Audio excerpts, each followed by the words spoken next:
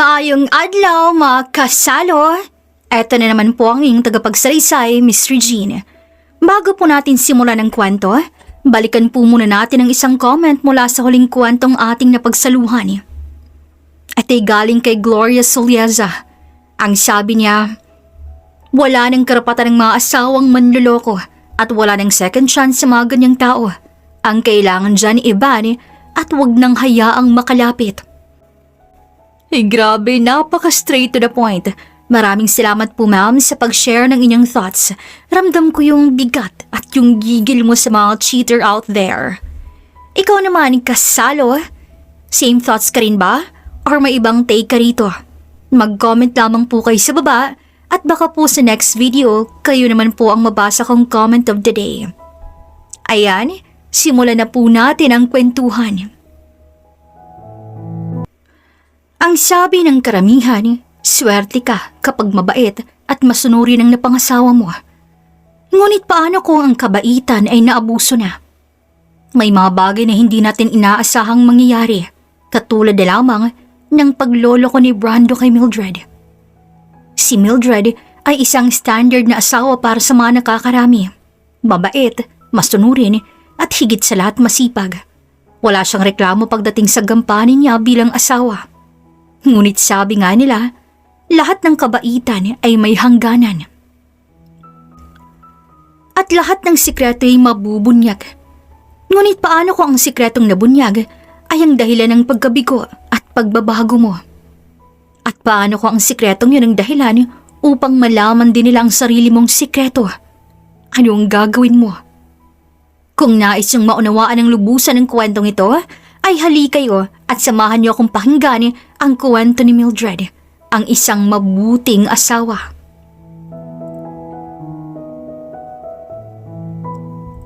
Malamlam ang mga mata ni Mildred habang nakatanaw sa labas habang hinihintay ang pagdating ng kanyang asawa.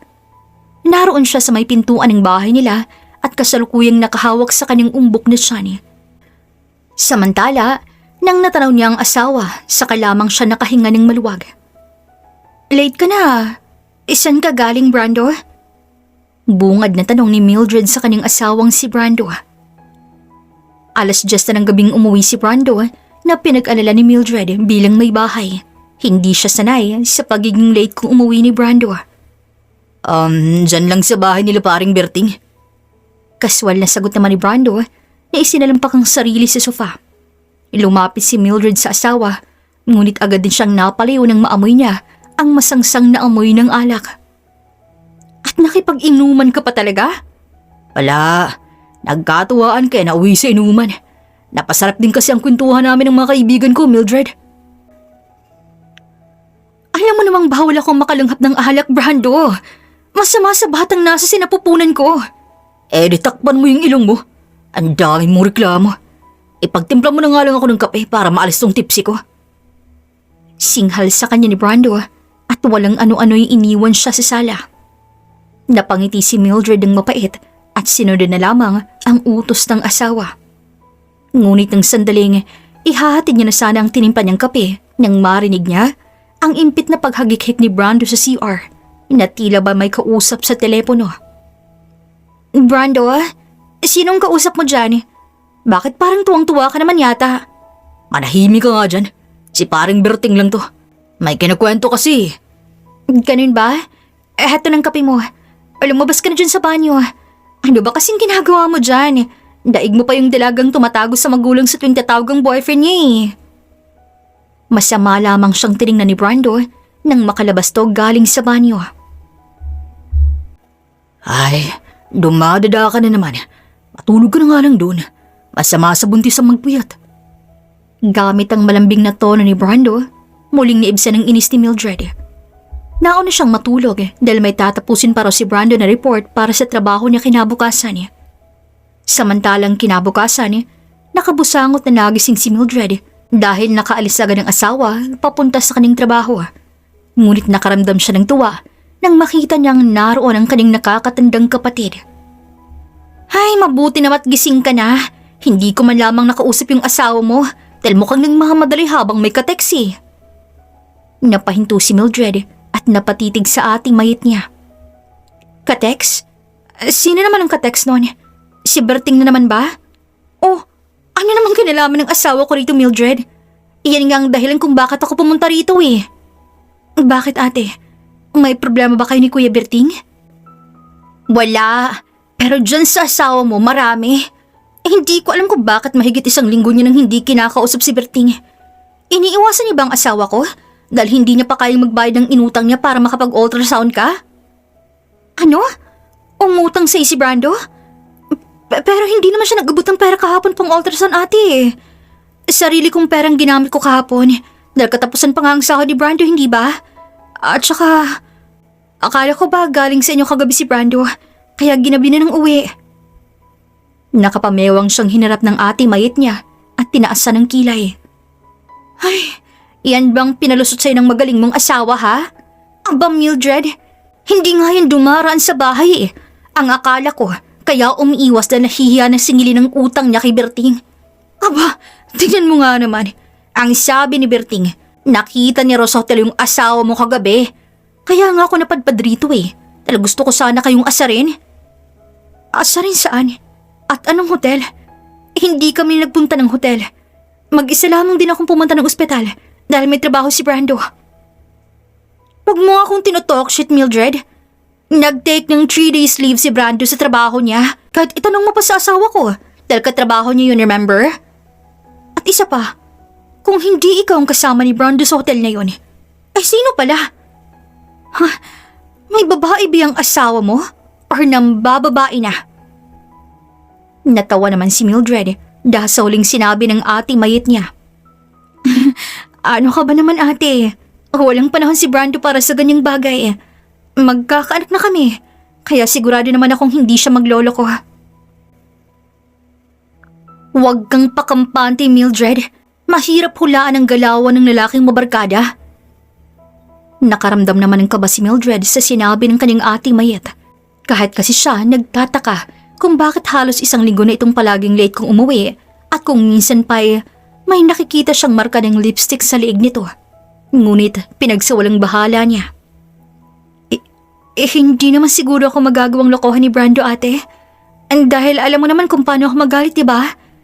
Hindi ko gustong masaktan si Brando ng pisikalan ate. Paano na lang kung totoong nagloloko si Brando? Ano na lang ang gagawin mo? Paano na kayo ng anak mo niyan? Hindi ko alam. Basta sigurado naman akong hindi magagawang magloko ni Brando sa panahong pinagbubuntis kong anak niya ate. Kaya kalmahan mo lang ating mayet.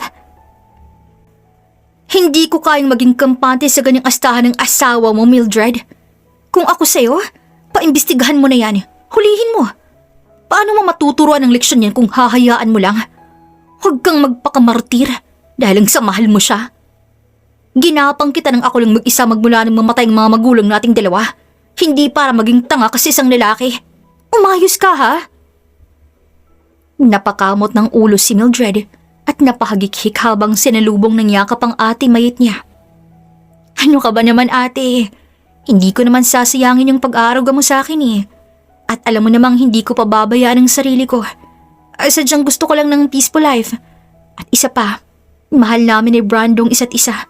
Kaya kung magkakaroon man ng problemang pagsasama namin, sigurado naman akong madadaan lamang sa pag-uusap yun. Pero gusto ko pa rin makasigurado kung nililoko ka ba talaga ng asawa mo o hindi. Naiintindihan mo naman siguro ang gusto kong mangyari, Mildred, diba? Ikaw nang bahala ate. Pero sigurado naman akong wala kang mapapala eh. Mag-aaksa ka lang ng pera dyan. Bahala ka. May kaya ang ate mayit niya. May sarili itong maliit na restaurant at malaking grocery store sa lugar nila. Kaya gano'n na lamang to kapursigidong paimbestigahan si Brando.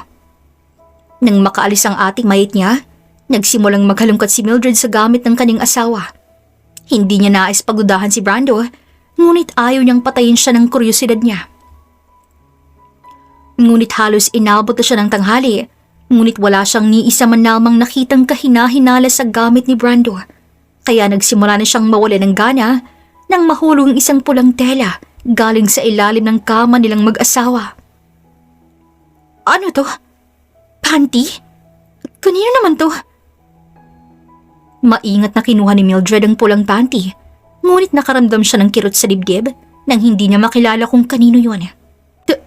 Teka, wala naman akong gantong salawala. Nanginginig na ani Mildred sa kanyang sarili. Mas lalo yata nga nadagdagan ng pagkadismaya niya nang mabasa niyang nakabordang pangalan dito. Sabrina? Sino naman kaya yun? Siya bang babae ni Brando? Sunod-sunod na umiling si Mildred at dinala ang panty sa banyo upang labhan. Nais niyang ipagsawalang bahala ang nakita niya at manatiling tikom ang bibig at bulag sa katotohanan. Ngunit nagulat siya nang makita niyang muli ang ate mayit niya na naroon muli sa sala na nakatingin na sa hawak niyang panty. Ay, hindi ko alam na mahilig ka pala sa pulang panty, Mildred. Mahihimigan ni Mildred ang pagiging sarkastiko ng ating mayit niya, kaya ngumiti siya ng tipid. Regalo to ni Brando, ate. Wag ako, Mildred. Alam nating pareho na hindi iyang panting hawak mo. Nakakadiri ka? Itapon mo nga yan. Umakto pang nasusok ang ating mayit niya habang tinutulak siya papasok sa banyo. Napakayom si Mildred at bahagyang kinurot ang sarili upang pigilang maiyak. Ano nang gagawin ko, ate? Wala akong lakas para kumprontahin si Brando. Lalo pa ngayon na ganito ako. Itinuro niya pa ang umbok niyang tiyan. Napakamot ulo naman ang ating mayit niya.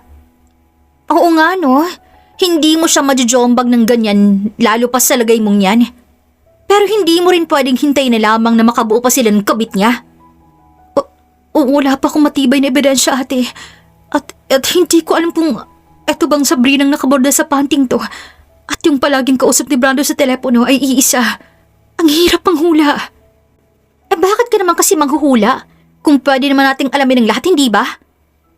Teka, ang inaalala mo ba ay hindi lamang isang babae ng magaling mong asawa? Hindi sa ganun. Hindi ko na rin kasi alam hindi pa rin kasi ma-process ang utak ko na naglolo ko nga si Brando. Kung gayong wala tayong matibay na ebidensya, hindi sapat ang panting to para basihan natin na niloloko nga ako ni Brando. Maraming dahilan, madali lamang tong itanggi at makakagawa siya ng palusot para hindi natin siya paghinalaan. Di hayaan mong mapraning siya kakaisip. In what way? Ay naku, Mildred, hindi mo ba talaga makuha ang punto ko? Magpanggap ka na walang alam. Hayaan mo yung panting niya na makita niyang nilabhan mo pa. At magkukunwari akong magtatanong sa kanya kung kanino yon? Tumpak, ganern. Ganyan lang. Maging mabait ka lamang sa harap niya habang hindi pa tayo nakakaipon ng ebidensya. Gusto ko siyang mahuli ng aktwal, ate. Nakabusangot na sabi ni Mildred, ngunit sa loob-loob niya ay nais niya ng sumabog sa inis. Di huhulihin natin. Huwag ka lang gumawa ng ikakapahamak mo, ha, Mildred? Hayaan mong ang batas ang humusga sa panloko ng asawa mo. Letsing yan. Kasal na kayo't lahat-lahat. Nagawa pa talagang kumirengkeng. Hindi ko inaasahang sa 7 taon naming pagsasama ni Brando. Ngayon pa talaga naisipang magloko. Kung kailan magkakaroon na kaming 2 ng anak. May mali ba sa akin, Ate Mayet? Hindi ba ako worth it para maghanap pa siya ng iba? Nagsimula nang maging emosyonal si Mildred. Unti-unti siyang napaupo sa sahig habang hawak-hawak ang kanyang tiyan. Inalalay naman siya ni Mayet at inalo ng tuluyan nang bumagsak na ang mga luha nito. Kahit anong gawin ko, hindi ko pa rin magawang pag-isipan ng ganun si Brando. Kahit malakas na rin ang kutob ko last week pa. Pero hinayaan ko, ate. Dahil akala ko naninibago lamang siya sa posisyon niya as manager. Kaya palagi siyang maaga kong umaalis at late na kong dumarating. Ay, ganun talaga ang tao. Kapag may maling ginagawa, maingat sila kung kumilos. Lalo lang naglolo kong tao. Masyadong masikreto. Sinuko ko yung pangarap ko para maging mabuting asawa sa kanya. Tapos ito lang igaganti niya sa akin. Kasalanan ko bang mahalin siya ng sobra, ate? No! Hindi kasalanan ng magmahal ng sobra, Mildred. Hindi naman kasi natin kontrolado ang nararamdaman natin eh. Hindi natin alam kung kailan at kanino ito magiging tapat. Pero wag mo rin kalimutang magtira ng pagmahal para sa sarili mo. Masyado kang mabait eh. Kaya kanya nagawang lokohin. Inabuso niyang pagiging masunurin mong asawa, Mildred. Hindi naman ako nagsisising naging mabuti akong asawa kay Brando, ate. Dahil tungkulin ko naman talaga yun. Ang pagsilbihan siya dahil mag-asawa kami. Pero hindi kong tungkuling masaktan ng ganito dahil lamang sa katarantaduhan niya. Handa akong tiisin lahat ng paghirap na pinagdaanan naming dalawa. Pero hindi ko kayang tiisin ang pagluloko niya sa akin. Ibang usapan na yun, ate. Hindi na makatao. Patuloy ang paghagulhol ni Mildred sa bisig ng ating mayit niya. Puno ng galit ang puso niya at ang nais niya lang ay makaganti kahit pa mahal na mahal niyang asawa niyang si Brando. Hindi rin ako makakapayag na abusuhin ka ng asawa mo, Mildred. Handa akong makipagpatayan makuha lang hustisyang nararapat sa'yo. Grabe sa hustisya, ate, ah. Pero pwede kaya siyang kasuhan nun? Abay, oo naman, no? Nagsinungaling siya sa akin na ang perang uutangin niya ay gagamitin niya para sa inyo ng future pamangkin ko. Pero hindi naman pala talaga totoo. Malamang doon niya nilustay sa babae niyang hiniram niyang pera. Kasura siya. Don't worry, ate. Sisiguraduhin kong magbayad ng lintik na Brandong yun. Huwag ka lang marupok, okay? Tumahan ka na dyan. Baka madadan pa tayo ng asawa mo eh. Baka magtaka pa yun. Maglaba ka na. Bumalik sa pagtataray ng ating mayit niya, kaya napailing na lamang si Mildred. Inayos niya rin ang sarili at tumayo. Ngumiti siya sa kaning ating mayit na para bang walang nangyari. Don't worry, ate. Magiging successful ang plano natin. Humanda lang talaga siya sa akin. Nang sumapit nga ang gabi, hinintay ni Mildred ang pagdating ni Brando. Sinadya niyang lagyan ng mga tupiin na damit ang sofa kung saan madalas dumiretso si Brando kapag galing sa kanyang trabaho. Inibabaw din ni Mildred ang pulang panty para agad tong makita ng kanyang asawa. Oh, nariyan ka na pala. Kumain ka na ba? Tanong ni Mildred kay Brando na kararating pa lamang.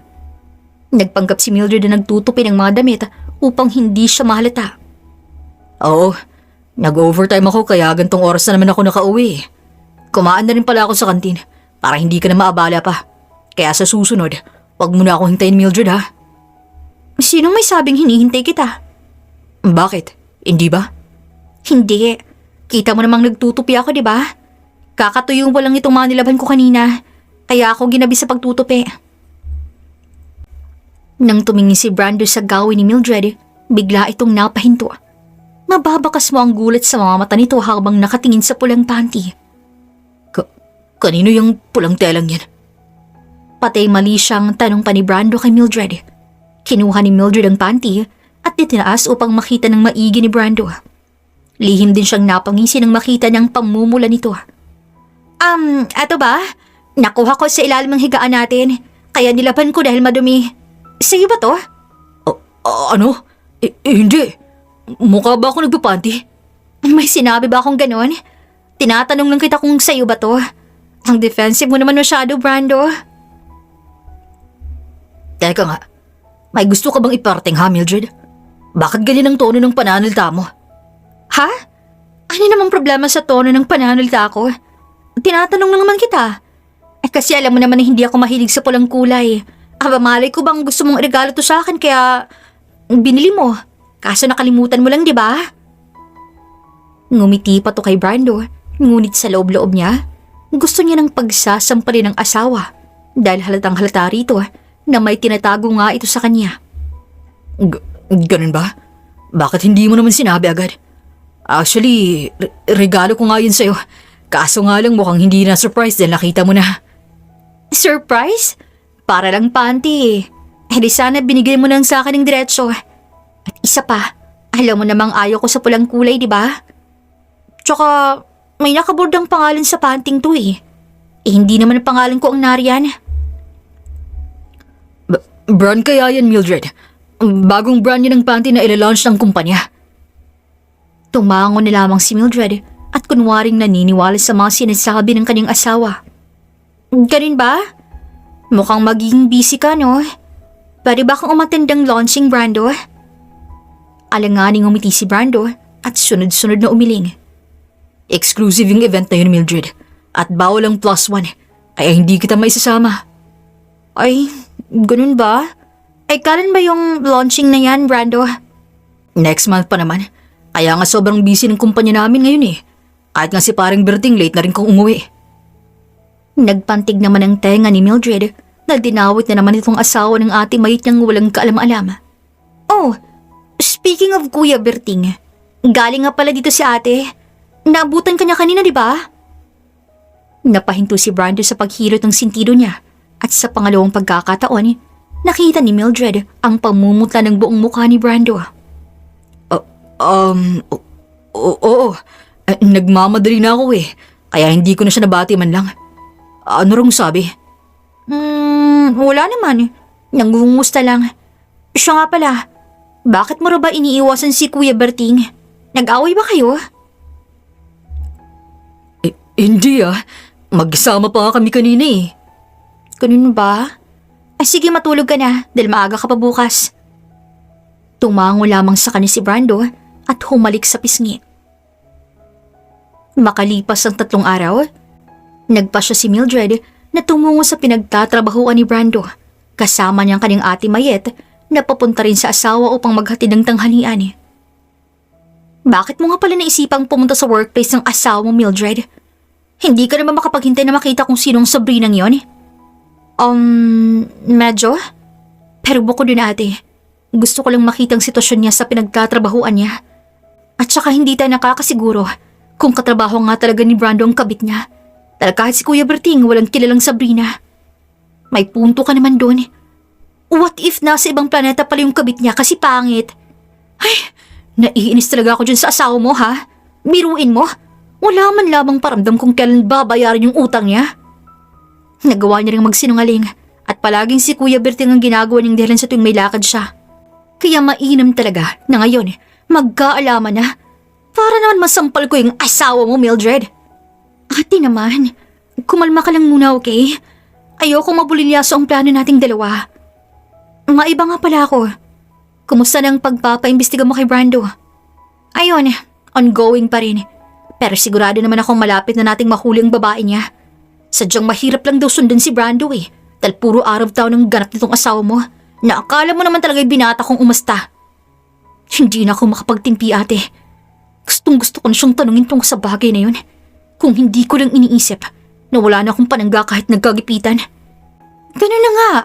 Mas okay kontrol mo yung anger issue mo, Mildred. Mahirap na. Pero itong anger issue ko ngayon, parang hindi ko na makokontrol eh. Nasaan ba yung Berting na yan? At talagang pinaghintay pa tayong dalawa? Natawa naman si Mildred habang nakatanaw sa building kung saan ang workplace ng asawa niya. Kasalukuyan na silang nasa tapat nito at tirik na tirik ang araw kaya naman maging si Mildred ay nagsisimula na ring mainip. Ngunit sa paghihintay nila ay may lumapit sa kanilang isang chinito at mistisong lalaki. Mildred? Ikaw na ba yan? Sino ka? Walang ganang tanong ni Mildred kay Lucas, ang mistiso chinito na nasa harap nila ngayon. Oo nga, sino ka naman? At anong papel mo sa eksenang to? Matari ding tanong ni Mayet. Natawa naman si Lucas na mas lalong ikinakunot ng noon ni Mildred. May nakakatawa ba? Tinatanong ka namin ng maayos. Pasensya na, hindi ka pa rin kasi nagbabago eh. Maldita ka pa rin kahit buntis ka na. At ano namang kinalaman ng pagbubuntis ko rito, Aber? Sino ka ba? Kung wala kang pakay sa amin, pwede bang umalis ka na sa harap naming dalawa ni ate? Sorry, pero gagi. Hindi mo ba talaga ako nakikilala? Ganun na ba ako kagandang lalaki? Hoy. Alam mo, Totoy, kung magandang lalaki ka, di sana hindi ka nakalimutan nitong kapatid ko. Sino ka ba kasi? Bakit ang papansin mo masyado? Isa ka ba sa nabasa nitong si Mildred ang kabataan niya? Hindi na nakapagtimpi si Mayet kaya sumingit na to. Kamot ulo namang napapaya si Lucas sa harap nila. Wala pa rin pinagbago ang tabas ang dila mo, Ate Mayet. Matalim pa rin. Hindi niyo talaga ako nakikilala, no? Ako lang naman to si Lucas, ang kababata ni Mildred at kapitbahay niyo sa probinsya, Ate Mayet. Nagkatinginan sina Mildred at Mayet at muling tumingin kay Lucas. Sinuri nilang mabuti ang binata at nang makilala nila ay agad na paawa ang kanilang mga labi. Ikaw na ba talaga yan, Lucas? Hindi mo kami ginu-good time? Grabe sa good time. Hindi ba expected tong itsura ko ngayon? Akala ko pa naman madali lang akong makikilala. Lalo na ng mga taong malapit sa akin eh. Pero mukhang nagkamali ako. Masyado yata ako naging pogi. Dahil hanggang ngayon, nakaawang pa rin ang labi ni Mildred. Agad namang tinikom ni Mildred ang labi niya at iniwas ang tingin. Pasensya ka na. Sinong hindi magkakaganon ng reaksyon? Ay napakaitim mo ng bata pa tayo eh. At sobrang patpatin mo. Mali ba namang lalaki kang ganito ang itsura? Siniko naman siya ng ate Mayet niya. Hoy, bunganga mo Mildred. Ayos lang po ate Mayet. Sanay na po ako sa talis ang dila ni Mildred. At sa katunayan nga po niyan, lahat ng tao sa probinsya, ganyan din po ang sinasabi. Ganito sigurong epekto ng Korea sa akin. Masyado akong pinagandang lalaki para hindi niyo agad makilala. So ang lagay niyan, upa ka na ngayon. Upa? Ano yun, Ate Mayet? Upa? Upa Gangnam Style. Char. Ano ba kasing ginagawa mo rito? Dito mismo sarap namin. Wala. Gusto ko lang mga musta nang makita ko kayo rito eh. Hinihintay ko lang yung boyfriend ng pinsan ko. Kaso nakakainip eh. Ang tagal nilang mag-lunch break. Ayos lang kami, Lucas. Long time no see. Si Mildred ang sumagot nang makita niyang papalapit na sa gawin nila ang Kuya Berting niya. Long time no see rin. Ano nga palang ginagawa niyo rito, Mildred? May hinihintay din ba kayo? Hindi ba obvious? Ay na nga yung asawa ni Ate May ito. Turo pa ni Mildred kay Berting nang makalapit to sa gawin nila. Tamang-tama. Nandyan na rin ang boyfriend ng pinsan ko. Malakas ang pagkabog ng puso ni Mildred nang makita niyang ang asawa ning si Brandong tinutukoy ni Lucas na boyfriend ng pinsan niya. Maging ang Ate Mayet at Kuya Berting niya ay bakas din sa mukha ang gulat. Boyfriend ng pinsan mo? Iyang si Brando? Paninigurado ni Mayet kay Lucas. Oo. Bakit? Kilala niyo si Brando? Ang pangalan ba ng pinsan mo yung Sabrina? Oo. Kilala mo rin ang pinsan ko, Ate Mayet? Hindi na makagalaw si Mildred sa narinig. Parang binambo ang puso niya ng mga oras na yun. Hindi niya rin mapigilang mapaluha dahil sa kaning mga natuklasan. Hindi mo na kailangang magpaimbestiga, Ate Mayet. Narinig ko ng gusto kong marinig. Bakit ka umiiyak, Mildred? Ay masakit ba sa'yo? Meron. Itong puso ko. Ha? Bakit? Lucas, pwede bang kapag lumapit sa atin yung boyfriend ng pinsan mo, magpanggap kang hindi mo kami kilala? Kung okay lang sa'yo? Naguguluhan man ay tumangon lang si Lucas kay Mildred. Sa kanila naman ipapaliwanag ang masasaksihan mo kapag nakalapit na dito si Brando ha. Magkita na lang tayo sa bahay namin. Ibibigay ko sa iyo yung address namin, Lucas. Singit pa ng ating mayit niya. Samantala, bakas ang gulat sa mukha ni Brando dahil sa presensya ni Mildred nang makalapit to sa gawin ni Lucas. Mildred? Anong ginagawa mo rito? Bakit hindi ka man lang tumawag? At kilala mo ba to? Sunod-sunod na tanong ni Brando sabay turo kay Lucas. Sabay namang umiling si Lucas at Mildred at mukhang nakahinga ng maluwag si Brando. Sumama lamang ko kay Ate Mayet papunta rito. Gusto kasi kitang dalhan ng tanghalian mo na nagluto ako ng paborito mong beefsteak, babe. Sinadyang tawagan ni Mildred si Brando sa call sign nila upang magkaroon ng ideya si Lucas. Naggulong-gulo na sa kanyang nasaksihan. Hindi ka na sana nag-abala pa. Kakatapos ko lamang mag-lunch kasama si paring Berting. What? Bulag ka ba? Etong asawa ko, tahimik na kumakain. Paano mo naman nasabing magkasama kayong nag-lunch? Hindi na nga napigilan ng Ate Mayet niya na sumingit sa usapan. Nakaturo pa to sa asawa ng si Berting. Napapahiya namang napayuko si Brando. May tinatago ka ba sa akin, ha? Brando? Wala. Antara, Mildred. Asaluhan mo ako sa dalawang pagkain. Hindi na. Uuwi na rin naman ako Dadalhin ko na lamang tong pagkain dala ko. Dala mo kang maiba ka namang plano. Mildred naman. Ayos lang, Brando. Sige na. Mauna na ako, Ate Mayet. Sobrang init at hindi ko kaya pang magtagal dahil baka maapektuhan pa ang batang nasa sinapupunan ko. Wala nang nagawa pa sila Brando sa gustong mangyari ni Mildred. Umalis si Mildred na mabigat ang dibdib at masama ang loob sa asawa. Narinig niya pa kung paano ayain ni Lucas ang asawa niyang sumama kung saan man na mas lalong ikinasikip ng kanyang dibdib. Samantala, mabilis lamang dumaan ang mga araw hanggang sa namalayan na lamang ni Mildred na isang linggo nang nakakaraan magmula nang matuklasan niyang naglolo ko nga ang asawa niyang si Brando. Kasalukuyan siyang nasa bahay ng ate mayit niya dahil balak nilang kausapin si Lucas at tanungin na lamang to tungkol kay Brando at sa pinsan nitong si Sabrina. Bakit ang tagal naman yatang dumating ni Lucas, ate? Baka sa mukha ni Mildred ang pagkainip nang sandaling magtanong siya. Ayan no, bilis mo namang mag-init. Oh, bakit na kasi mangot yung si Mildred at Mayet? Tanong ni Lucas sa kanila. Bakit ang tagal mo? Nakakainip ang hintayin, alam mo ba yon? Kalma lang. Nagkasalubong kasi kami ni Brando eh. Bakit daw? Kinamusta lamang niya yung pinsan ko. Mukhang nagkatampuhan sila ng isang araw kaya manunuyo siya ngayong araw. Ano nga palang pag-uusapan natin ngayon? Tungkol sa pinsan mo at sa asawa ko. Oh, asawa mo? Sino? Si Brando, Lucas. Sunod-sunod ang pagkurap ni Lucas ang sandaling yun. Mariinding tinitigan ni Mildred ang binata. Oh, bakit parang gulat na gulat ka naman? Bakit ganun? Ang sabi sa akin ni Brando ay kaibigan ka lamang niya. What? He's the father of my child, Lucas. At kasal kami. Kaya paanong magkaibigan lamang kami? Narinig mo mismo ang pagtawag ko sa kanya gamit ang kosay naming dalawa. About that, in-explain ni Brando sa akin yan. Ang sabi niya raw ay hindi ka pinanagutan ng makabuntis sa'yo. Kaya nakiusap ka na si Brando munang pansamantalang mag-alaga sa'yo. Napapikit sa inis si Mildred, maging ang ating mayit niya, ay hindi na rin maiwasang magalit dahil sa kanyang narinig. Paano niya naghagawang sikmuraan yung mga pinagsasabi niya? Alam ba to ng pinsan mo? Alam ba niyang may asawa yung lalaking nilalandi niya? Hindi ko alam. Pero sigurado kong inosente ang pinsan ko. At biktima lamang din siya rito. Hayaan mo, kakausapin ko siya tungkol sa concern mo. Ayoko ring madawit pa ang pangalan ni Sabrina sa usaping kabit. Masyadong mabait yun para mapabilang sa ganyang babae. Baka sa boses itong pagkainis, bagay na kinataas naman ang kilay ni Mildred.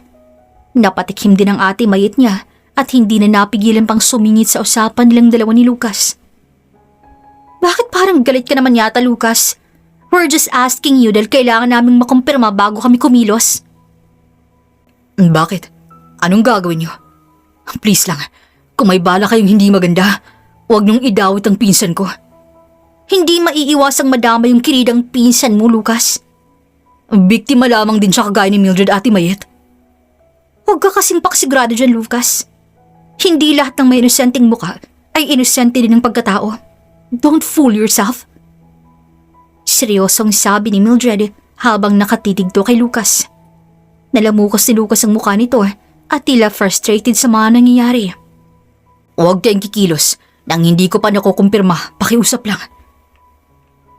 Are you trying to protect your mistress cousin, ha, Lucas? Balak mong magbulag-bulagan sa maling ginagawa niya? Hindi porket pinsan mo siya ay kailangan mo nang maging one-sided. Hindi one-sided ang tawag doon. Ayoko lang ng gulo, lalo pat hindi basta-basta ang pamilya ng pinsan ko, Mildred. Kaya nilang baliktarin lahat ng ipaparatang niyo sa kanya. Mag-isip nga kayo. At isa pa, bakit hindi na lang niyo kumprontahin si Brando? Total siya naman ang ugat ng galit ninyo eh. Bakit parang hindi lang pinsan ang turing mo sa Sabrina yun, Lucas? Perhaps, do you like your cousin? Namula naman si Lucas sa galit, ngunit pinigilan niyang mabuntunan niya si Mildred. Hindi ko siya gusto, okay? Ano ka ba, Mildred? Nagkaroon ba ng sira yung ulo mo magmula nang malaman mong may babae yung asawa mo, ha? What? Bakit bang defensive mo masyado? Pwede mo namang sugutin ng oo or hindi. Bakit ang dami mo pang sinasabi? Dahil napaka-imposible naman ang mga sinasabi mo. Insist yun, Mildred. Mabuti sana kung ikaw pwede. Parehong napahinto si Lucas at Mildred at natahimik dahil sa huling sinabi ni Lucas. Napatikim naman si Mayet at lihim na napangiti. Ayun, kaya naman pala masyadong hot. Ano ba yan, Lucas? Bakit hindi mo na lamang kasi sabihin na kay Mildred ka nag-aalala? Hindi sa kirida mong pinsan? Etsyosero ka rin ano? Umikot pa ang mata ni Mayet at mahinang hinampas si Lucas. Pareho namang namula si Mildred at Lucas. Manahimik ka nga ate. Ito naman hindi na mabiro. May gana ka pa talagang magbiro sa tulad kong manganganak na ano. Baka may makarinig sa'yo at isiping buntis na nga ako kung may kerenking pa ako. Ano? Alam mo, ang dami mo ring say ano? Defensive yarn? O siya, may iba ako. Huy Lucas, wala ka ba talagang balik tulungan kami para mas mapadali yung paghuli namin sa dalawang yun? At mas mapadali yung kalandian mo? Sinundot-sundot pa ni Mayet ang tagiliran ni Lucas. Uwi na lang muna ako ate Mayet. Nangasar ka na naman eh. Hekto naman, hindi pa nasanay oh. Bago ka umuwi, sagutin mo muna yung tanong ko. Di ba Mildred? Ba malay ko. Uso bang mautal today? Ay, no ba yan? Ayusin mo naman kasi ate. Puro ka pang aasar eh. Dalagang dalaga yan. Palihim namang napangiti si Lucas at napabuntong hininga. Uuwi na talaga ako. Awat sa pagtulong ko, hindi ko pa alam kung matutulungan ko ba kayo. Dahil alam niyo naman na kahit anong mangyari, pinsan ko pa rin si Sabrina. Tumango naman si Mildred at wala rin nagawa si Mayet kundi tumango rin. Isabay na tayo Lucas. Pauwi na rin naman ako eh.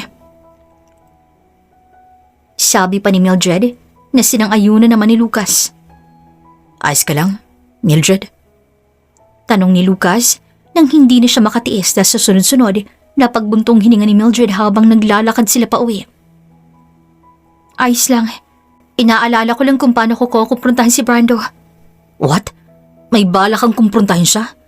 Oo, ngayong gabi. Napag-isip-isip ko kasi na tama ka naman sa mga tinuran mo. Dapat nga yatang kumprontahin ko si Brando tungkol sa bagay na yun. Dahil baka nagkamali ako at madamay ko pang inosenteng tao. Pero delikado yun. What if saktan ka niya? Hindi niya magagawa yun sa akin, Lucas. Asawa niya pa rin naman ako. At isa pa, babae rin ako. At ayaw kong makasira ako ng buhay ng kapwa ko babae na hindi ko inaalam ang totoo. Nakaramdam naman ng paghangas si Lucas dahil sinabi niya ni Mildred. You're so kind, Mildred. Huwag kang mag-alala.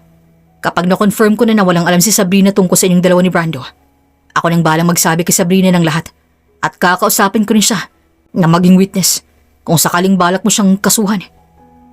Kasuhan? Kahit wag na. Gusto ko lamang ng annulment at matanggalan siya ng karapatan makapagtrabaho sa malalaking kumpanya dahil hindi niya deserve ng mga magandang trabaho at malaki ang sahod kung napupunta lang naman lahat ng pera niya sa kalokohan niya.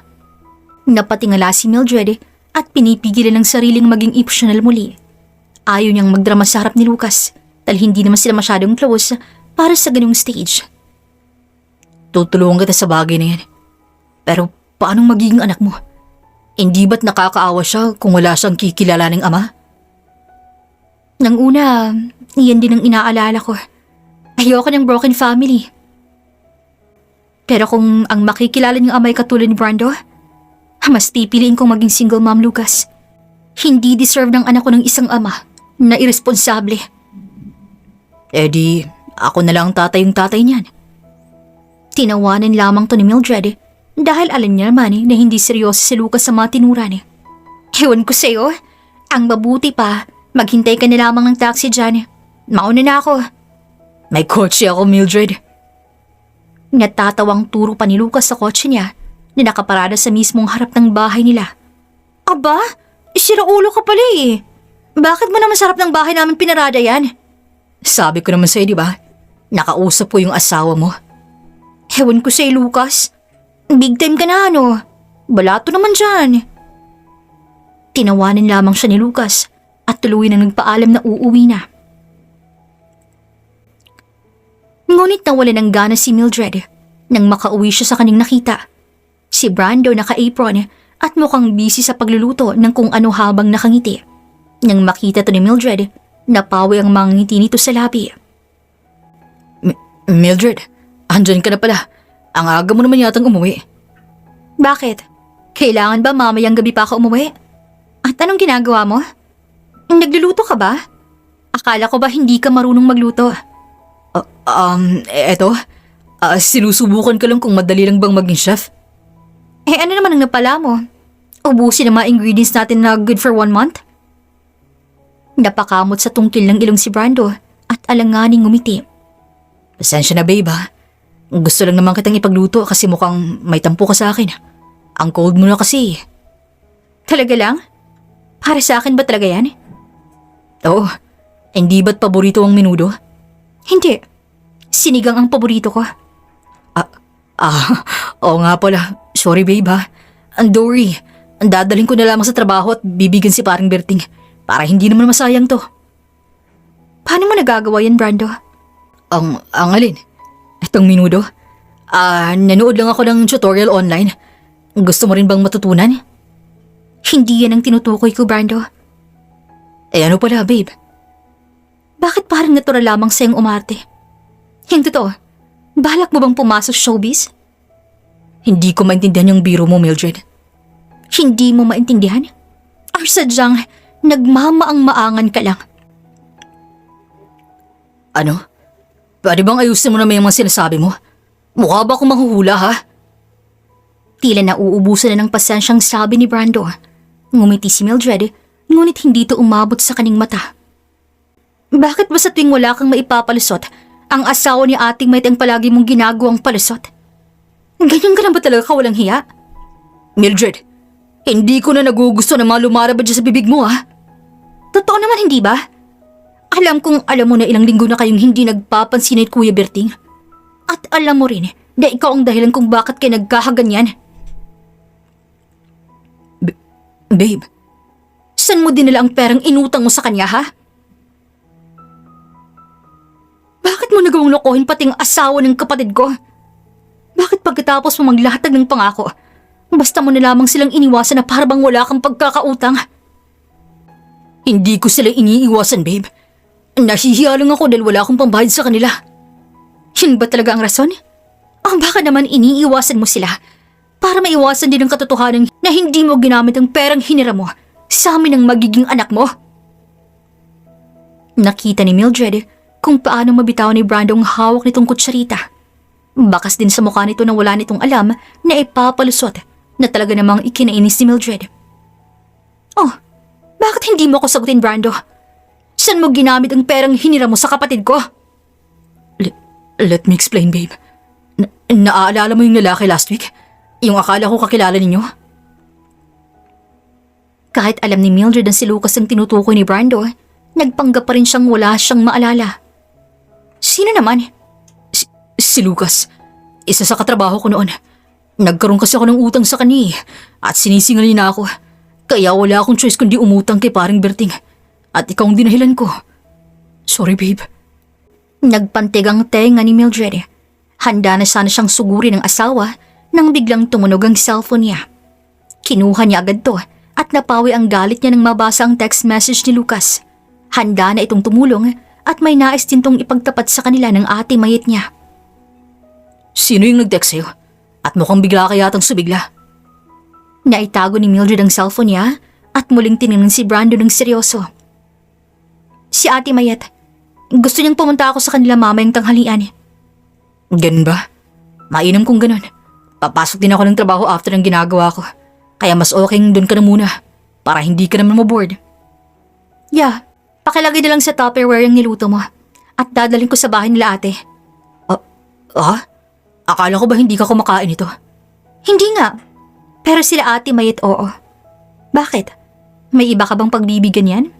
Kasi di ba hindi kayo okay ni Kuya Berting? Ako na lang gagawa ng way para maging okay kayong dalawa. Hindi nais si Brandong sumang-ayon sa nais sa mangyari, Mildred, ngunit wala na itong magawa pa. Napairap sa hangin si Mildred nang makita niya kung paano magdalawang isip si Brando bago tumango. Ubusin mo lahat yan, Brando. Alam kong hindi mo paborito ang menudo. Pero hindi ba marami naman to? Para sa kanilang dalawa lang? Don't worry, may darating na bisita sa bahay nila. Kaya sigurado akong kukulangin yan. Gustong matawa ni Mildred dahil sa reaksyon ni Brando. Ngunit pinigilan niya lang dahil ayaw niyang isipin ng asawang may ideya na siya sa panloloko nito. Samantala, nang dumating ang tanghalian, Naroon muli si Mildred sa bahay ng ating mayit niya, dalang minudo na niluto ni Brando. Ay wow, taray ha! May paminudo ang sister ko. Luto yan ni Brando. Ay, wag na pala. Baka may lason to eh. Alam ko namang hindi na marunong magluto. Para siguro yan sa kirida niya. Ay, sira ulo pala talaga yung asawa mo, no? Akin na lahat ng yan at ipapakain ko na lamang sa stray cat at dog dyan sa labas. Pinigilan ni Mildred ang ating mayit niya nang sandaling kunin ito ang Tupperware. Magtira ka para kay Kuya Berting. Sinabi ko kasing pagbabatiin ko sila gamit ang minudong yan. I already told him na aware ako sa kung anong nagawa niya. That's why kailangan mo makipag-cooperate. Sabihin mo yung asawa mo na kausapin si Brando kahit umiiwas to sa kanya para hindi naman makahalata. O sige, pero ano kayang gustong ipagtapat ni Lucas? Hindi kaya gusto ka niyang pakasalan after mong maanal? Ay, grabe. Ang romantic ni Lucas. Nasaan ang romantic dun?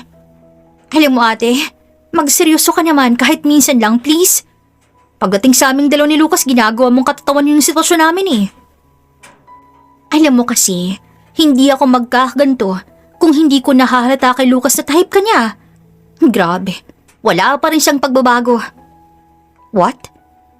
Alam mo, simula bata pa lang, pangarap na ni Lucas na pakasalan ka. Pero ewan ko ba sa'yo kung bakit atat na atat ka mag-asawa? Yan tuloy ang napala mo. Napunta ka sa isang manloloko. Sinamaan ang tingin ni Mildred ang ate mayit niya, ngunit hindi niya na magawang magsalita pa dahil dumating na si Lucas. Pasensya na sa abala. Ito agad ang bungad ni Lucas sa kanila. Ayos lang. Just straight to the point. Ayaw naming matagalan pa tayo rito. About kay Sabrina. Bala ko na sanang tanungin siya tungkol sa napag-usapan natin kanina. It turns out na mukhang matagal niya nang alam. I knew it. So nagawa mo ba siyang tanungin? How did you find out about that, Lucas? Narinig ko silang nag-uusap ni Brando sa telepono. Nabanggit ni Sabrina yung name mo kaya doon ko palang alam na may alam siya. I'm sorry. Kung alam ko lang sana ako na mismong pumigil sa kanya. Wala kang kasalanan, Lucas. Protective cousin ka lang, pero hindi ka naman konsentidor. Correct ang kapatid ko. Pero aside from that, may iba ka pa bang ipagtatapat? Something juicy ha? Mahihimigan ng pang-aasar ang ate mayit niya sa kanilang dalawa ni Lucas na siya namang kinailing niya. I am a detective, Mildred, ate mayit. Yan ang juicy. Pumalakpak pa ang ate mayit niya nang sabihin yon. Samantalang nanatili lamang tahimik si Mildred. Hindi na siya nagulat sa narinig niya dahil halata naman kay Lucas na marami itong alam pagdating sa usaping pulisya. Nasa undercover mission ka ba, Lucas? Sumilay ang ngiti sa labi ni Lucas at tumango. At isang pinsan ko't asawa mo sa kailangan kong manmanan. Ano? Bakit? Malakas ang kutob namin. Nakasama sila sa insurance comp syndicate na kumakalat ngayon. Kumabog ang puso ni Mildred habang hindi naman makapaniwala ang ate mayit niya sa mga narinig. Paano nangyari yun? Yan ang hindi ko alam. Kaya ngayon nakikipagtulungan ako sa inyo para din malutas ng kasong hawak ko. I want to put them in jail. And in order to do that, I need your help too, Mildred. Paano? Ang gusto ko lang naman ay annulment. Ayaw mong makulong ang asawa mo? Siyempre gusto. Wow, good to hear that. Sayang nga lang at hindi kita maisasama sa raid dahil buntis ka. Gamit na gamit mo sana ang pagiging black belter mo. Biro pa ni Lucas sa kanya. Natawaring muli si Mildred, ngunit napahinto sila nang biglang may anonymous message na natatanggap si Mildred. Mga litrato ni Brando kasamang babae sa isang hotel. Kumuyom ang kamao ni Mildred at sa pagkakataong yun, handa na siyang sumugod. That's my cousin. Turo pa ni Lucas sa babaeng nasa larawan niya. Ay, mukhang mapapaaga matapos ang kasong hawak mo, Lucas ah. Don't tell me. Pupunta ka nga. Naputo lang sasabihin ni Lucas nang sandaling tumayo na si Mildred. I can't wait any longer. Alam ko ang hotel na to. Kung gusto mong sumama sa akin, Lucas, sumama ka. Pero kung ayaw mong madawit, good for you. At dahil nais din ni Lucas na matulungan si Mildred, sumama to. Mabilis lamang silang nakarating dahil may kotse itong dala. Nang makarating sila sa hotel, nanginginig si Mildred na sumakay ng elevator. Sigurado ka bang ayos ka lang, Mildred? Ayos lang ako, Lucas. Gusto ko na lamang matapos ang lahat ng to. Ilang buwan na rin akong nagtitimpit anumang oras. Sasabog na ako. Kalma lang, Mildred. I'm always here for you. Salamat. Nakaramdam ng pagkadurog sa puso si Mildred at nang sandaling makarating sila sa third floor, nakita niya si Brando na pumasok sa kondo ng kabit na si Sabrina. Mukhang mag-uumpisa pa lamang mga baboy. Nang kumatok siya at pagbuksan ni Brando, nanlaking mga mata ng asawa, subalit pinagtawanan siya ng kabit habang hubot-hubad sila. Mildred, anong ginagawa mo rito? Maniningil. Sagot ni Mildred at dali-daling pumasok sa loob ng kwarto. Dumiretso to kay Sabrina at nang akmang sasampalin niya na to nang humarang si Brando. Ano sa tingin mong ginagawa mo ha, Mildred? Get out of my way, Brando. Malakas sa tinulak ni Mildred si Brando at nang sawa kasi makalapit siya kay Sabrina, malakas itong sinampal at hinila ang buhok. What the heck? Brando, help me! This pregnant woman is crazy. After she slapped me now, she's pulling my hair. Namimilipit sa sakit na pakiusap ni Sabrina kay Brando. Itong pregnant woman na nanampal sa'yo ay legal na asawa ng lalaking kinekirengking mo. At ang ginagawa ko'y masasabi ko ang self-defense dahil hindi ko na yata kaya pang saktan niyo ako ng paulit-ulit sa parang hindi ko kayang tanggapin. Nanginginig habang hindi pa rin naalis ang pagkakahila sa buhok ni Sabrina. Ngunit hindi inaasahan ni Mildred ang pagsugod ni Brando. Hinablot siya nito at ginawa rin ng sampal na siyang kinatumba niya. Hindi ko gustong gawin sa iyan, Mildred. Ngunit wala na akong choice. Sinaktan mo ang babaeng mahal ko. Tila nagpantigang tenga ni Mildred nang sandaling tumayo siya, ngunit muli siyang natumba nang maramdaman niyang pagkahilo. Napahawak din siya sa labi niya nang may malasahan siyang malinsa. Ganoon na lamang ang gulat niya nang makita ng isang pulang likido. Blood! Nakaramdam ng kakaiba si Mildred. Paano mo nagawa sa akin to, Brando, ha? Alam mong ayaw na ayaw ko sa pulang kulay. It's all your fault. Kung hindi mo sinaktan si Sabrina, hindi rin kita masasaktan. Asawa mo ako, Brando. Bakit mas kinakampihan mo pa yung kirida mo? Tanging pagngisi lang ang sinukli sa kanya ni Brando na siyang kinadilim ng kaning paningin. Tahimik siyang tumayo. Tinanggal ang hikaw, itinali ang buhok at pinunasan ng dumurugong bibig. Hindi ko sana gustong gawin to. Lalo pa ngayon na may bata sa sinapupunan ko. Pero wala na akong choice. Tama na kakadaldal. Puro ka na Mildred. Ngunit nagulat si Brando nang bigla siyang bumalagta nang sipain siya ni Mildred. Napatayo din si Sabrina, ngunit huli na dahil muling hinuli ni Mildred ang buhok nito at saka hinila. Pinaulanan niya rin ang suntok ang mukha ni Sabrina at nang makontento na siya basta nalaman niyang binalibag to at tumungo sa gawin ni Brando na may hawak ng upuan upang ihampas sana sa kanya. Muling sumugod si Mildred. Hinablot niya ang upuan na hawak ni Brando at pinukpok yun sa ulo ng asawa. Nanginginig siyang tinadyakan ni Brando habang umaagos ang luha niya. Minahal kita ng sobra, pero ito lamang ginanti mo sa huli. Pinukaw mo rin ang galit sa puso ko na matagal lang nakatago. Matapos sabihin ni Mildred yun, ay nakaramdam na siya ng panghihina at bago pa magdilim ang kanyang paningin, ay naramdaman niyang malaking bisig na sumalo sa kanya. Napangiti siya ng maaninag niyang mukha ni Lucas. I'm sorry for being late, Mildred. Tumulo rin ang luha ni Lucas.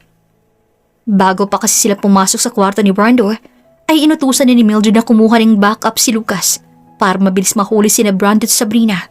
Ngumiti lamang muli si Mildred at umiling. Sakto lang pagdating mo. Ikaw nang bahala sa iba, ha? Hinahantok na ako. Saad ni Mildred at tuluyan ang nawala ng malay.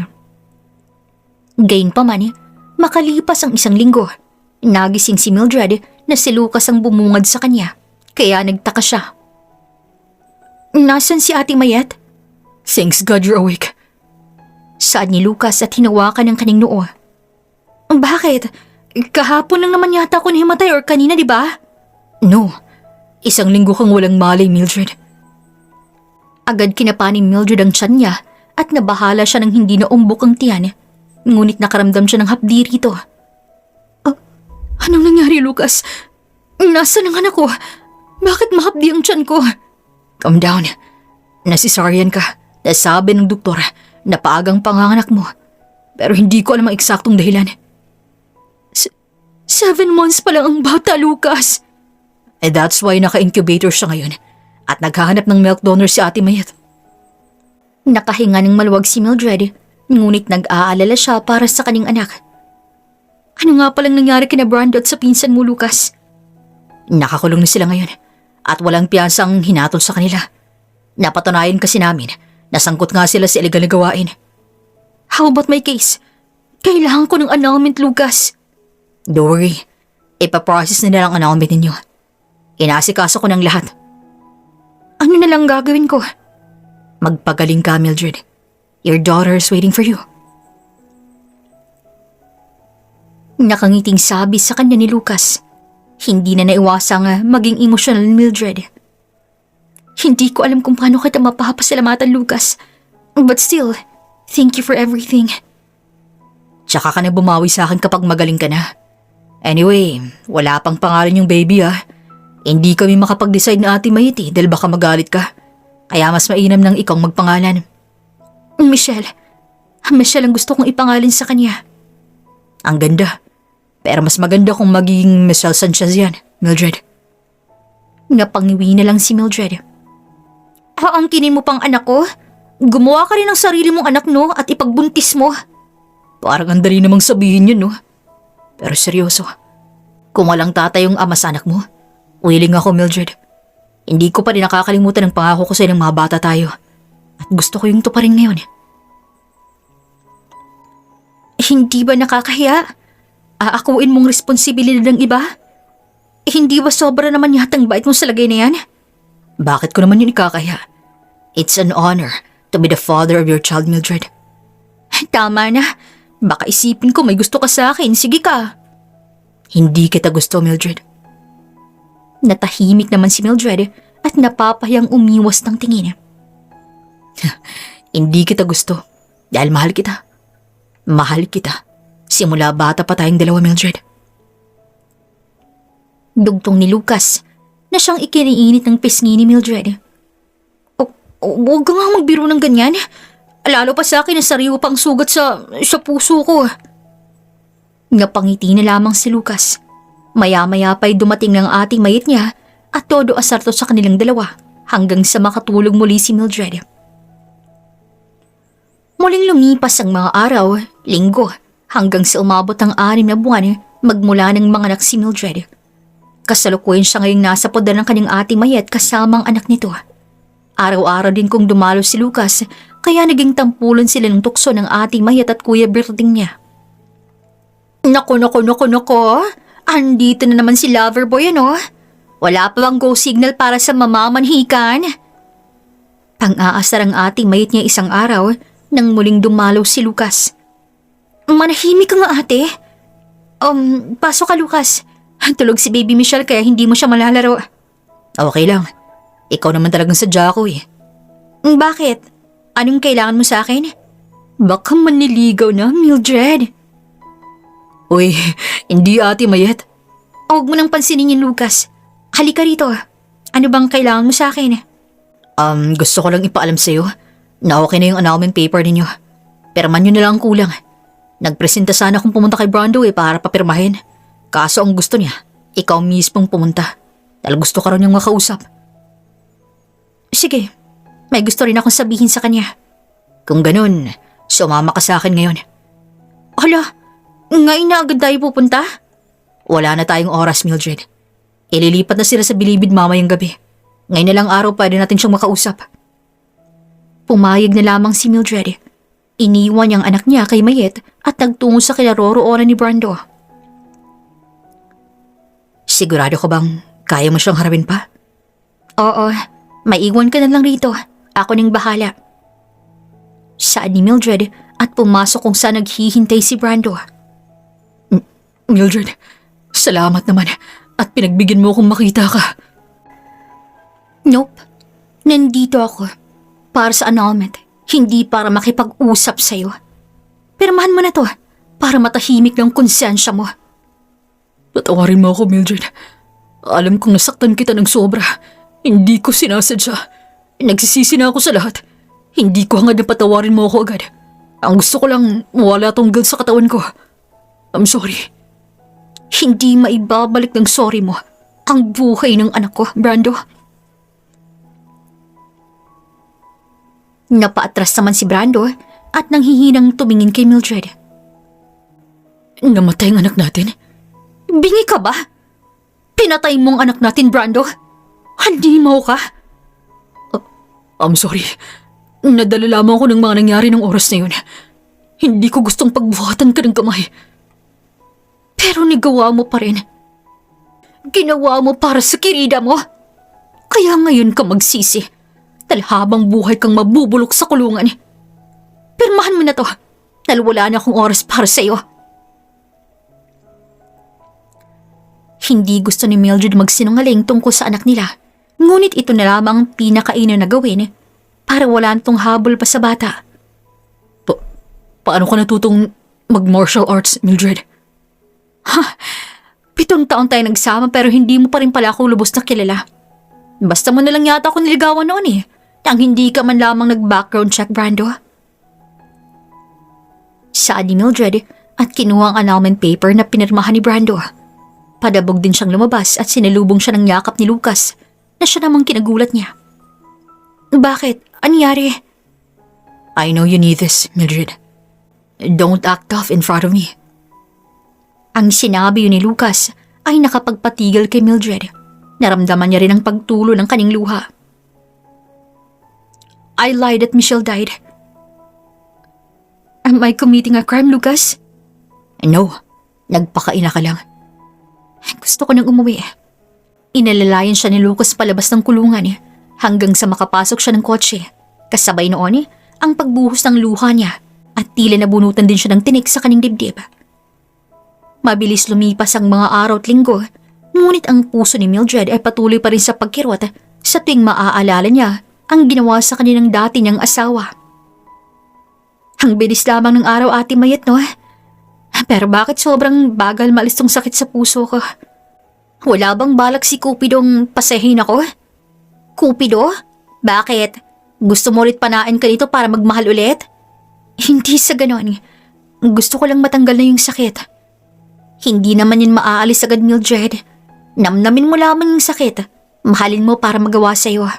At maghanap ng iba, gaya ng ex-husband mo. Suma ng ugali nito. Pag talaga si Kuya Berting nagloko rin, paktay ka sa akin. Hindi yun kagaya ng asawa mo, okay? Mabait na asawa si Berting kahit wala pa kaming anak hanggang ngayon. At sigurado akong magiging mabait na ama rin siya sa magiging anak namin soon. Natigilan naman si Mildred at umawang pa ang labi. Buntis ka? Yes? Kaya nasa na ba yung Lucas na yan at hindi pa pumupunta rito? Siyang bala kong paglihian para pogi na mabait pa. Ay nako ate, hindi yun pupunta rito ngayong araw. Umuwi siya ng probinsya para bisitahin ang dati nilang bahay. Hoy, updated siya. Kailan niya sinabi? Nag-text siya kanina. Bakit? Uy, anong meron sa inyo ha? Mukhang nag-level up na kayo ha? Magkaibigan lang kami ni Lucas ate. Wala ka bang nararamdaman para sa kanya, Mildred? Napaisip naman bigla si Mildred. Mabait si Lucas at kahit sinong babae tiyak mapapaibig ng binata sa taglay nitong kabaitan. Isama mo pa ang napakagwapo nitong muka na talaga namang nakakaagaw ng atensyon ng lahat. Ngunit hindi pa tuloy ang hilom ang puso ni Mildred. At ayaw niya pang magpapasok sa buhay niya ng iba na hindi pa siya tuluyang nakakalimot sa nakaraan niya. Mabait si Lucas ate. Husband material siya. Pero hindi pa kasi ako handang magmahal muli At isa pa, ayoko rin siyang masaktan I'm willing to wait, Mildred. As long as you're allowing me to pursue you. Nakaramdam ng gulat si Mildred sa biglaang pagsulpot ni Lucas. Maging si Mayet ay napahawak sa kaning dibdib. Lecheng to? Bakit ka naman pasulpot-sulpot, Lucas? Makukunin ako sa iyo eh. Buntis ka, Ate Mayet? Oo, hindi pa ba obvious? Oh, akala ko ba nasa probinsya ka? Anong ginagawa mo rito? Hoy, miss na miss mo na ba si Mildred at hindi ka na makatiis? Kakauwi ko lang, Ate Mayet. Dumiretso talaga ako rito dahil gusto ko makita si Mildred. At si Michelle. Napaiwas ang tingin si Mildred dahil ramdam na ramdam niya ang pamumula ng kaning muka. Ang lantod! Sige na, mag-usap na kayo. Good luck, lover boy! Nang makaalis si Mayet, ay lumapit si Lucas kay Mildred na ngayon ay nakayuko na. Masama bang pakiramdam mo, Mildred? Oo, bakit? Namumula ka eh. Kinikilig ka ba sa presensya ko? Masama lamang siyang tumingin kay Lucas. Wag ako, baka masapak kita dyan eh. Wag, baka nakakalimutan mong black belter ka. Pero seryoso ako, Mildred. Handa akong maghintay. Payagan mo lang kung hintayin ka. Ngumiti si Mildred. Hindi kita pinagbabawalan, Lucas. Huwag ka lang sanang mainip pag magsawa sa aming dalawa ni Michelle. Alam mo naman kung gaano ako nasaktan sa ginawa ni Brando. Kaya nahihirapan ako magtiwala pang muli. I swear, hindi ako magsisawa o mapapagod. Ganun ako kaprosigidong maging parte ng buhay ni Michelle. Magmula noon, madalas nang pumunta si Lucas sa bahay nila Mildred upang patunayan kung gaano niya kamahal si Mildred. Masaya rin si Mayet para kay Mildred dahil sa wakas, may lalaki ng handang umako ng lahat ng problema ni Mildred. Mapabilang to sa pamilyang meron kapatid. Thank you, Lucas, ha? Dahil sa'yo naibsan ang sugat sa puso ni Mildred. Bihira ko lang siyang makitang magmukmok. Mas focus siya sa anak niya. At dahil sa presensya mo, mas naging masaya siya. Sinsirong pasalamat ni Mayet kay Lucas isang dapit hapon eh. Isang taon na rin nang kakalipas at masasabi ni Mildred na medyo maayos na siya. Lalo pa palaging nandyan si Lucas sa kaning tabi. Isang taon na rin si Michelle, ngunit hindi nga pa ito napapabinyagan sapagkat nais ang hintay ng araw na maging isang buong pamilya na silang dalawa ni Lucas. At ngayon ang araw na yun. Bakit gusto mo akong makausap, Mildred? May iutos ka ba? Handa mo na bang akuin ang responsibilidad bilang ama ni Michelle? At bilang kabiyak ko, Lucas? Bakit parang nagpo-propose ka naman yata, Mildred? Huy, dapat ako yung magsabi ng huling linya. Napakunot ang noon ni Mildred at hinampas ang balikat ni Lucas. Ang kijing mo ano? Ayaw mo lang talaga. Siyempre gusto. Pero dapat ako magsabi niyan. Tumingin sa kanya si Lucas ng seryoso at hinawakan nito ang kanyang kamay. Nabigla pa si Mildred nang biglang lumuhod sa harap niya si Lucas at may kung anong kinuha sa bulsa. Unti-unting tumulo ang luha niya at napataki pa siya ng bibig nang makita niya ang hawak na singsing ni Lucas. Mildred, katulad ng pangako ko ng bata pa tayong dalawa. Pakakasalan kita sa kahit anong klaseng pamumuhay o sitwasyon ang meron tayo pareho. At handa rin akong akuin ang responsibilidad na meron. At handang maging tunay na ama ni Michelle kung hahayaan mo. Ang gusto kong itanong, handa ka na bang maging misis ko? Sunod-sunod na tumango si Mildred at hinawakan ang magkabilang balikat ni Lucas. Where did you get the ring, Lucas? Ay, nakakagulat ka, alam mo ba yon? Natawa naman si Lucas at tumayo upang yakapin si Mildred. Palagi kong dala to para sa gantong senaryo, Mildred. Ganon ko kagustong maging asawa ka. Niyakap rin pabalik ni Mildred si Lucas. Nagpatuloy ang takbo ng buhay nila Mildred at Lucas kasama ang anak nilang si Michelle. Samantalang sa kabilang dako, naroon si Brando na may hawak na liham galing sa dating asawang si Mildred. Hindi mo ako lubos na kinilala. Magdusa ka at mabulok sa kulungan. Pagbasa ni Brando at tuluyang tumulo ang luha nito. Gayunpaman, naging masaya din si Mildred kasama si Lucas at ang anak nilang si Michelle. Ikinasal sila at muling nagsimula ng panibagong buhay sa probinsya. Sa buhay natin, marami tayong nakakasalamuhang mabubuting tao. Ngunit pakatandaan lang natin na huwag tayong mang-ambuso. Sapagkat may kasabihan nga tayo na lahat ng mababait ay iba pag magalit. Dito na nga po nagtatapos ang kwentong ito. E-comment nyo lang po sa baba ang inyong mga reaksyon, thoughts about sa kwentong ating napagsaluhan. Maraming salamat po sa inyong pakikinig at hanggang sa susunod na kwento. Muli, this is Regine Hearing, Kuya Agustin Stories. Daghang salamat and amping!